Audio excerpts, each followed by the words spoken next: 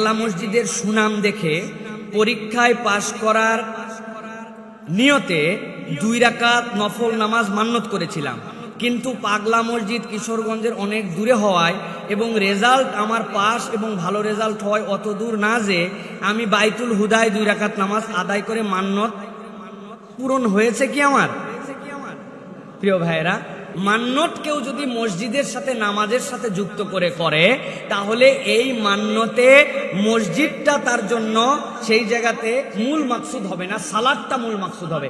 সেই হিসাবে যেই ভাই কিশোরগঞ্জের পাগলা মসজিদের মান্নত করছিলেন কিন্তু বাইতুল হুদায় নামাজ পড়ে ফেলছেন, আপনার মান্নত আদায় হয়ে গেছে ভাই।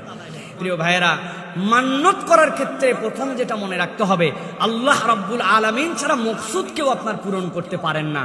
আপনি যদি মনে করেন কিশোরগঞ্জের পাগলা মসজিদের আলাদা কোনো যোগ্যতা আছে, তাহলে কিন্তু আপনার ঈমান চলে যাবে প্রিয় ভাইয়েরা, আপনার শিরক হয়ে যাবে।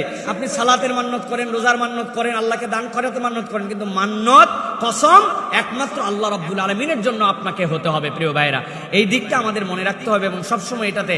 আর ইমানদারের চরিত্র হবে মান্নত করা নয়, আগে দান করা। মান্নত কি মানে? আল্লাহকে মোকায়েত করা, আল্লাহ আমার এটা হলে তোমাকে এটা দিব। আল্লাহর কি এত অভাব? প্রিয় ভাইরা, আল্লাহ রসুল এই জন্য বলছেন, তো বখিলের ধন আল্লাহ বাইর করে নেওয়ার একটা কৌশল বের হচ্ছে, এটা মান্নত। আল্লাহর এটা প্রয়োজন নাই।